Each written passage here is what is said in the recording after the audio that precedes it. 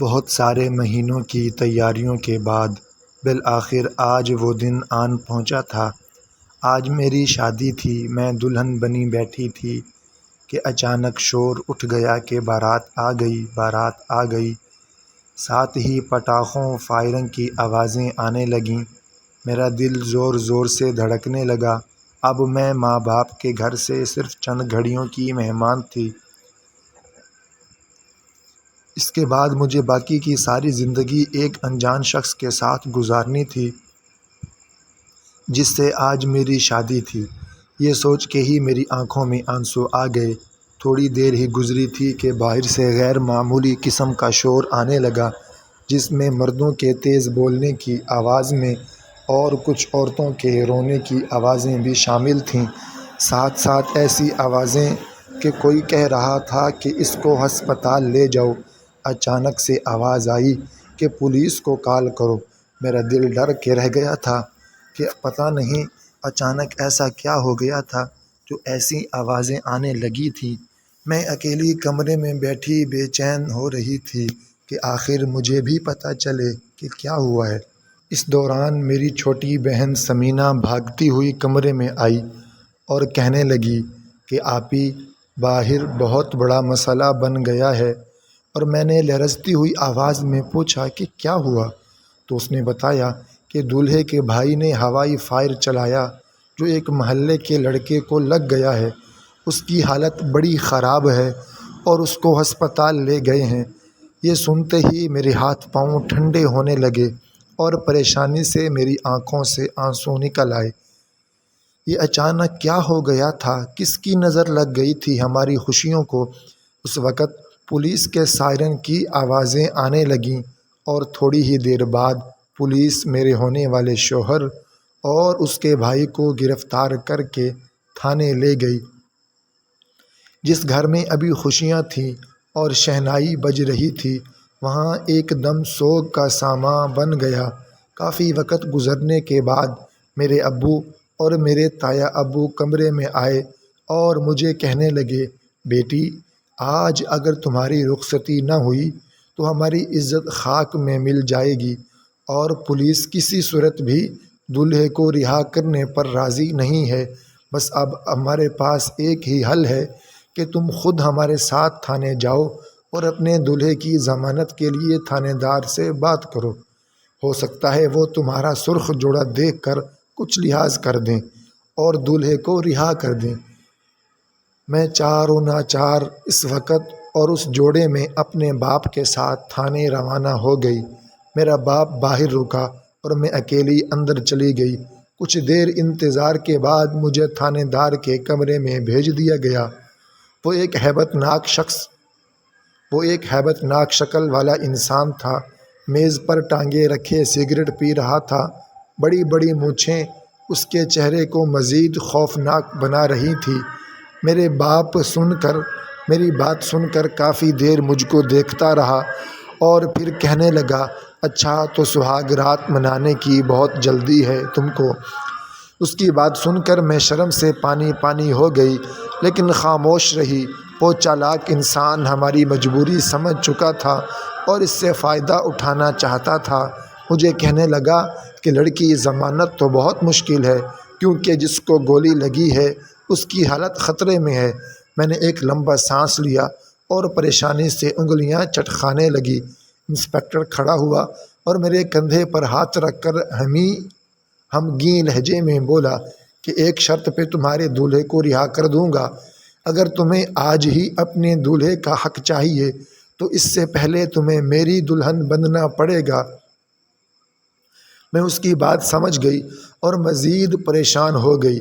مجھے کسی صورت بھی اس کی گندی آفر قبول نہیں تھی۔ میں چپ چاپ تھانے سے باہر نکل آئی۔ سامنے دیکھا تو میرا باپ منہ چھپا کر کھڑا تھا۔ اس کی بے بسی دیکھی نہ گئی کہ آج وہ میری وجہ سے کتنا مجبور تھا۔ میں الٹے قدموں تھانے دار کے پاس واپس آ گئی اور اس سے کہا کہ پہلے مجھے اپنے ہونے والے شوہر سے ملنے دو، اس کے بعد کوئی فیصلہ کروں گی۔ اس نے اپنے سپاہی کو آواز دی اور اس کے ساتھ مجھے بھیج دیا جہاں میرا ہونے والا شوہر موجود تھا۔ وہ شیروانی پہنے، گلے میں مالا ڈالے، پریشان سا بہت پیارا لگ رہا تھا۔ مجھے دیکھتے ہی وہ میری طرف لپکا اور میرے کچھ کہنے سے پہلے ہی بول اٹھا کہ مجھے معلوم تھا کہ میری ہونے والی دلہن ضرور ہمیں بچانے آئے گی۔ میں خاموشی سے اس کی طرف دیکھتی رہی اور سوچتی رہی کہ قدرت نے ہماری پہلی ملاقات کا انتظام کہاں کر رکھا تھا۔ ایسا تو میں نے کبھی خواب میں بھی نہیں سوچا تھا۔ میں نے اس کو صاف صاف بتا دیا کہ تھانے دار آپ کی رہائی کے لیے میرے ساتھ بدکاری کرنا چاہتا ہے۔ وہ چاہتا ہے کہ میں آپ سے پہلے کچھ دیر کے لیے اس کی بیوی بنوں، ورنہ اگر وہ لڑکا مر گیا تو تم دونوں بھائی ہمیشہ کے لیے جیل میں رہو گے۔ میری بات سن کر میرا ہونے والا شوہر سوچ میں پڑ گیا۔ میں سوچ رہی تھی کہ وہ میری بات سن کر بڑبڑا اٹھے گا اور کہے گا کہ اس کی جرت بھی کیسے ہوئی ایسی بات کہنے کی، لیکن مجھے اپنے کانوں پر یقین ہی نہیں آیا جب اس نے التجائیہ انداز میں کہا کہ اس کی خواہش پوری کر دو۔ جیسے تیسے کر کے ہم ساری عمر اس جیل میں رہنا نہیں چاہتے۔ تم میری ہونے والی ہو، تم میری ہونے والی بیوی ہو، میری خاطر قربانی دے دو نا۔ آخر آگے چل کر ہمیں ایک دوسرے کا سہارا بننا ہے۔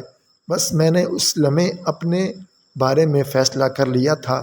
میں سست قدموں سے چلتی ہوئی تھانے سے باہر نکل آئی۔ مجھے دیکھ کر میرا باپ تیزی سے میری طرف آیا اور میرا ہاتھ پکڑ کر پوچھنے لگا کہ بتاؤ بیٹی، کیا ہوا؟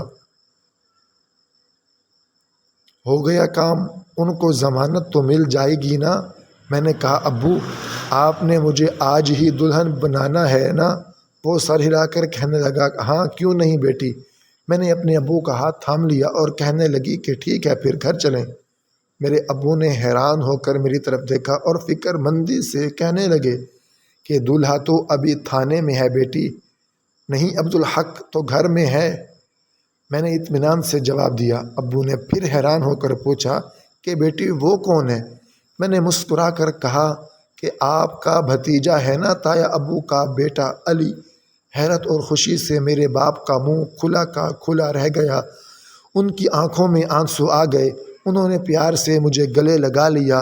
کچھ عرصے پہلے تک میرے تایا ابو اپنے بڑے بیٹے علی کا رشتہ میرے لیے مانگتے رہے تھے اور میرے ابو کی بھی یہی مرضی تھی اور علی بھی اس رشتے سے بہت خوش تھا، لیکن میں نے صرف اس وجہ سے اس رشتے سے صاف انکار کر ڈالا تھا کیونکہ علی زیادہ پڑھا لکھا نہیں تھا اور اپنے باپ کا خاندان کاروبار سنبھالتا تھا۔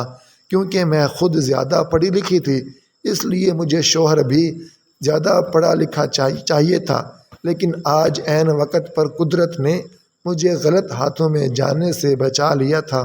ایک ایسا انسان جو اپنی اور اپنے بھائی کی جان چھڑانے کے لیے اپنی دلہن کی عزت قربان کرنے پر تیار ہو گیا تھا۔ پتہ نہیں وہ کل مستقبل میں میرے ساتھ کیا کیا سلوک کرتا۔ میں تو یہ سوچ کر ہی ڈر گئی تھی۔ میں اپنے کزن علی کی دلہن بن کر ان کے گھر چلی گئی جو کہ ہمارے گھر سے ایک دیوار کے فاصلے پر تھا۔ اس نے ٹھیک فیصلہ کیا یا نہیں؟ کمنٹس کر کے بتائیے گا ضرور، اور ہمارے چینل کو لائک کریں، ہمارے چینل کو اپنے دوستوں کے ساتھ شیئر کریں تاکہ ہماری یہ کہانیاں ان تک بھی پہنچتی رہیں۔ والسلام۔